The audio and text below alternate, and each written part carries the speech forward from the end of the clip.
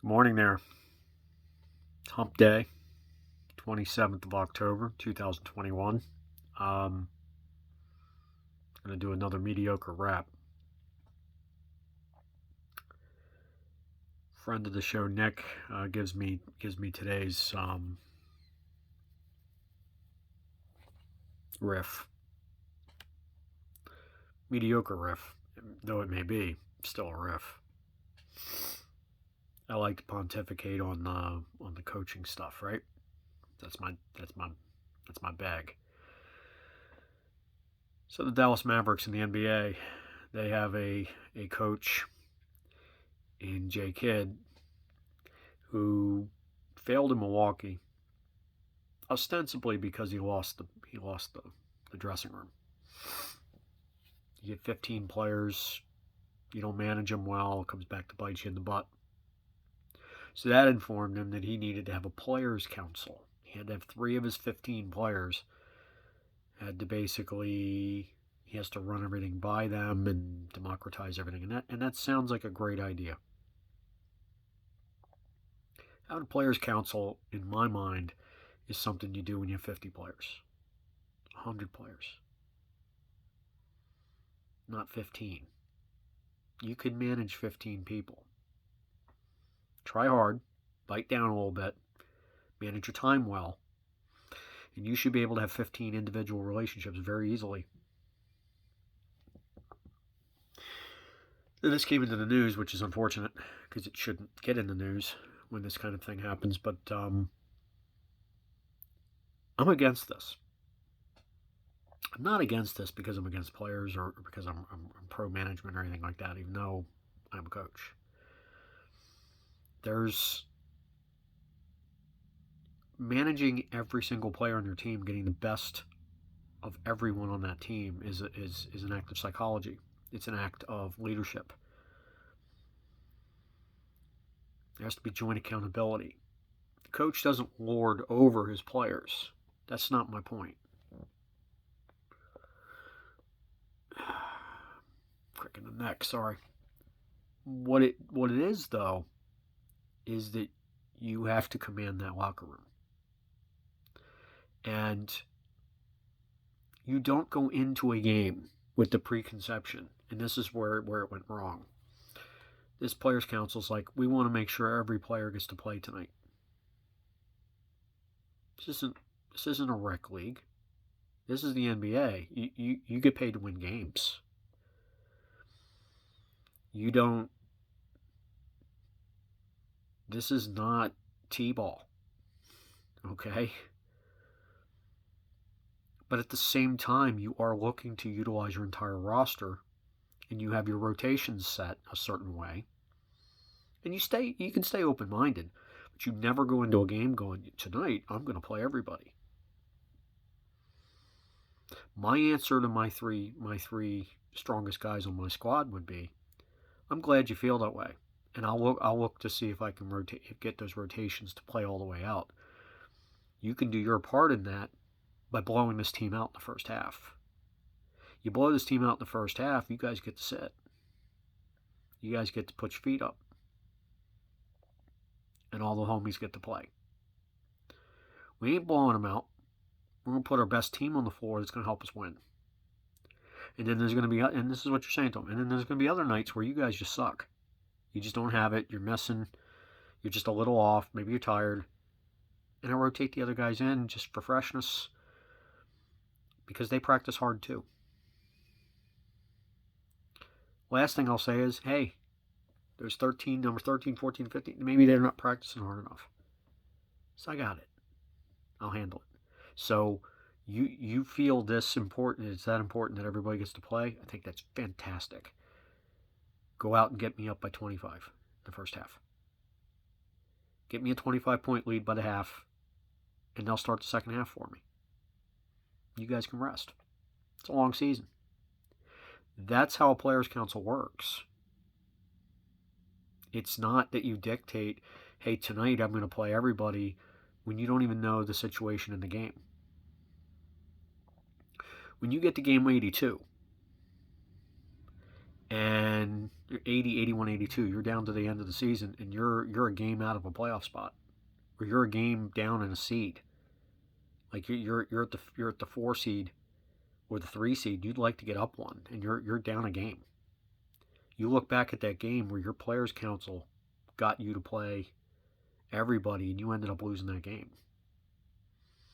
You look like a fool. And that is typically what happens. So they happen to win this game that they were playing, but the fact is you can't dictate rotation. Rotation is dictated by flow of the game, who the opponent is, everything else. If I'm playing a team that's deep, then I'm going to play more of my players. They're rotating, I'm rotating. If they're playing 6 or 7 guys, their top 6 or 7 guys, and I'm in a tight game, I'm playing 6 or 7 guys in that tight game. I got to go toe-to-toe because there is not a single game that I can afford to lose. If I'm down 20 and my boys don't have it, I won't reinforce a negative. I'll set them mid-third quarter and bring in some fresh troops and get some learning, get some teaching done. Get some game situational awareness, things of that nature. But you don't come into the game with a preconception that you're going to put your B-level players in or your C-level players in. Just because. So while it's laudable that these guys didn't mind giving up some of their time and some of the points production and those things that really become currency in the NBA towards their next contract, I don't think it's the way that the coach should do it. So I fault the coach here, not the players. Players can ask. But if you're Jay Kidd, you don't agree to that. You say, hey, it's great that you guys are doing that. Keep telling me what's up. I'll do my best to rotate them in. Get me up at 25, and I'll sit them. I'll sit you guys. That's the way it's done.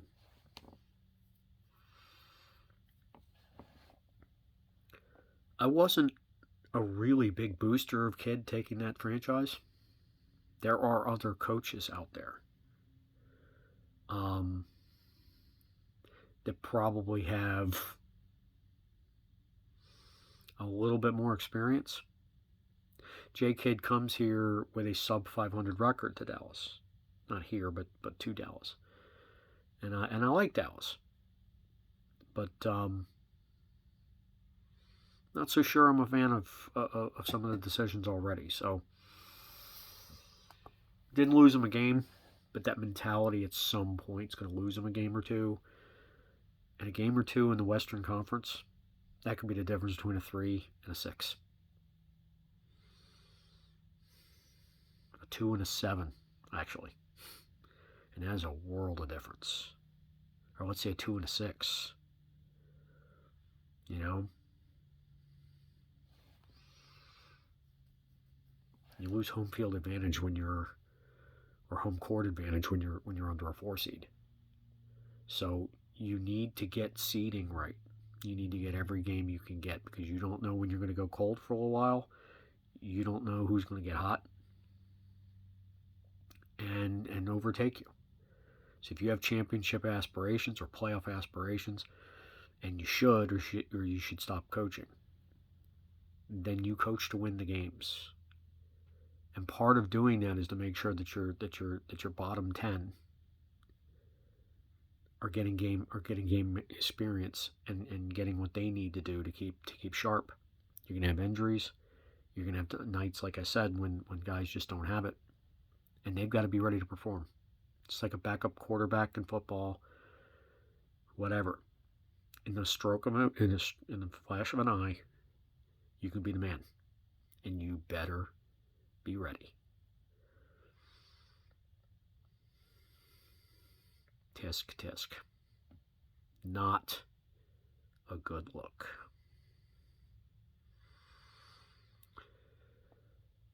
That's all I have for today. Friday, I'm going to do a look at the NFL weekend, and I normally don't do this, but I see 2 or 3 games there that are ripe for upsets.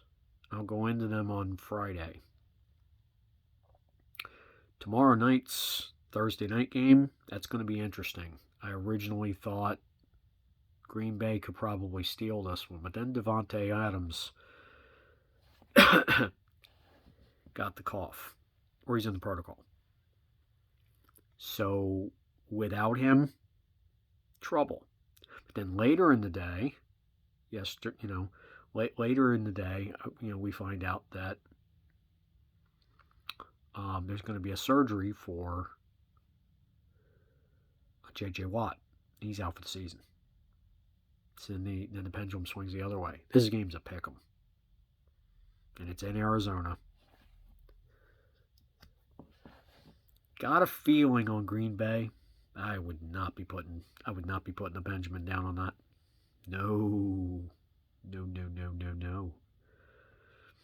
Could very well be a Arizona win. With Davante Adams, I think they had a shot at him, especially when one of the bookend tight ends or bookend defensive ends is now out. That would have offered them a pretty good opportunity. So it's going to be an interesting and a weird game. But there's some games, like I said, that they look like major upsets ready to happen.